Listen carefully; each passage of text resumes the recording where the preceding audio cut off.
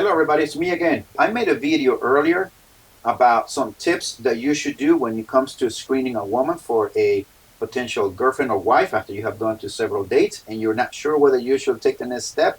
I spoke on those tips, 10 of them, very briefly. This is point number 10, which is believing in the universe, believing in astrology, believing in rocks, believing that she deserves, believing that she is the one, believing that she is the table, believes in using pronouns, believes that toxic masculinity is real, blames men for everything, she is never at fault on the previous relationship that she's had. All of those things are red flags, and I'm going to explain to you why. Believing in astrology, zodiac signs, in rocks, in the universe, that's a problem. Why?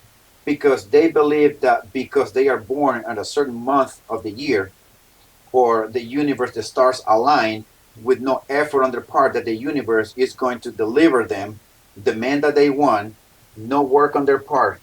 That's a red flag because she deserves everything just by simply being a woman. Be careful with that.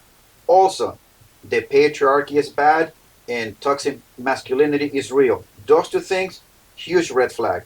Basically, she is blaming you before even the relationship starts, before you even start going on dates. She already it's in a default mode saying that men are to blame for the problems in the world, and automatically you are at fault too before you even go on this date. Can you imagine being the husband? Why subject yourself to that? Avoid them, which is why I say those women that believe that patriarchy is bad and toxic masculinity is real and the zodiac signs and rocks in the universe and all of that, they're all red flags and those are problems. If she believes that or uses the phrase I deserve, or if she believes that she is the 10 or that she is the table, that's a red flag. Those three things are basically, they're intertwined, but they mean different things, but they're basically all point to the same thing, which is just because she is a woman, she's entitled to you, your wallet, your time, and there's nothing that she needs to put on her end because the entitlement automatically comes to her. Think of that when she is your wife. Think of how you're going to mediate between you and your kids and her. Think about how you're going to solve any problem that arises in the relationship. She's not going to do anything about it.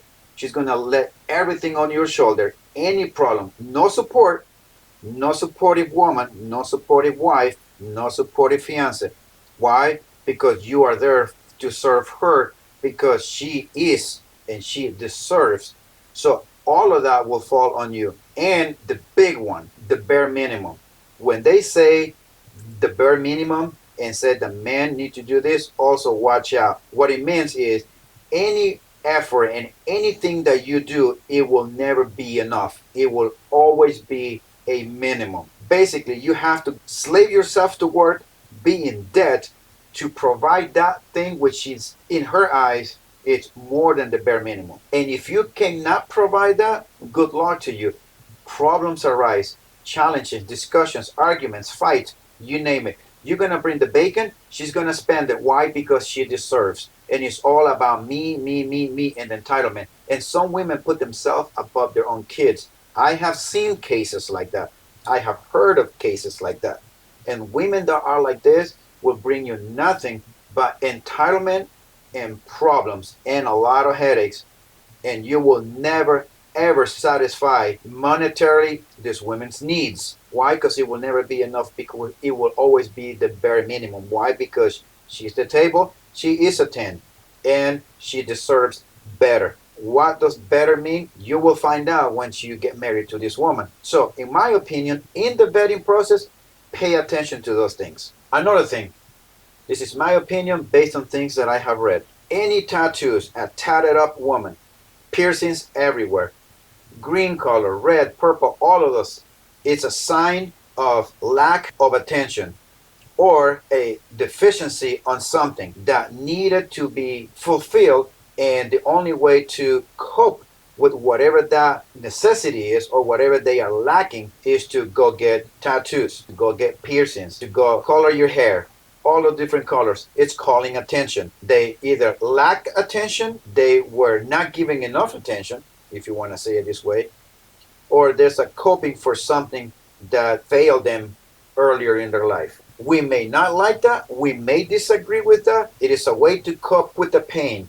It is a way to cope with something that we are lacking. Some people may not like this.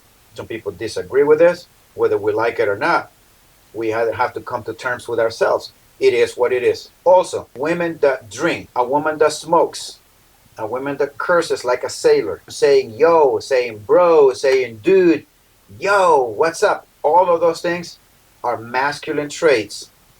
And in my book, that's a huge no-no.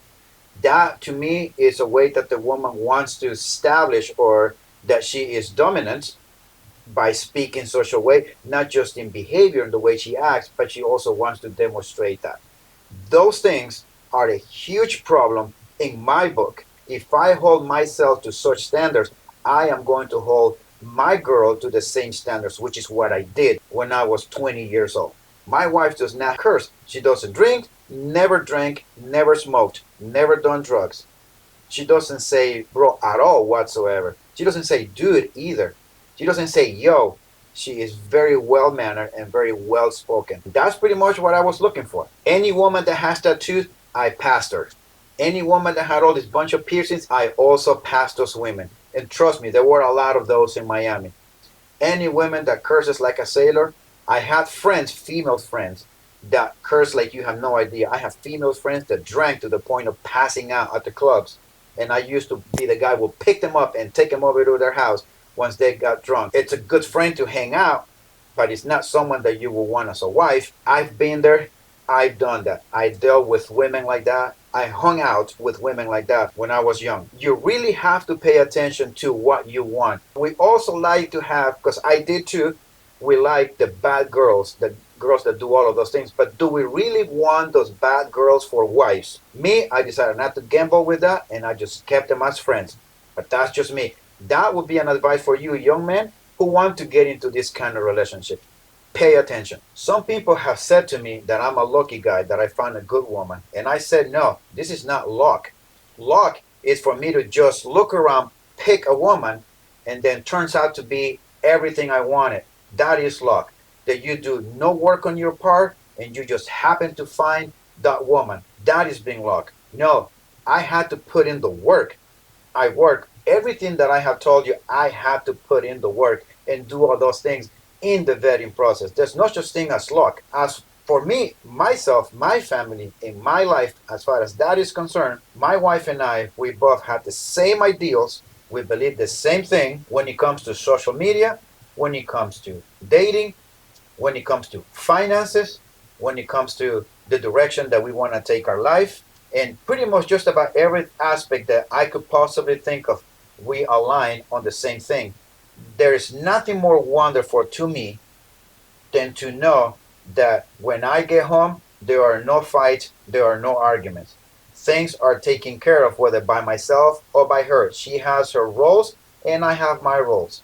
She stays in her lane and I stay in my lane, and we communicate all the time. And later on, to be honest, I'm going to make more videos on telling you, especially you young men who want to get into relationship, the things that I was told when I was young by older people, late in their 50s and their 60s, when I was 16, 15, that helped me and shaped me to make the decisions and to vet and screen women. It helped me, and I hope it'll help you. I have guidance from other people on how to deal with it. I did not do everything myself. I surrounded myself with wise people who have had way more experience than myself, who have had and have been and are continuing to be in a very successful marriage.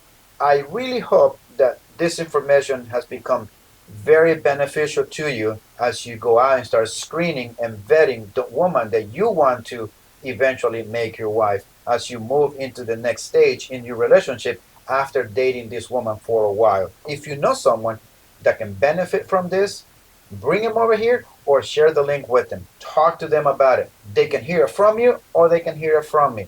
But I'm always saying to you guys, work on yourself. Learn about investments and finances. Stay in shape and always watch your six and we'll see you next time.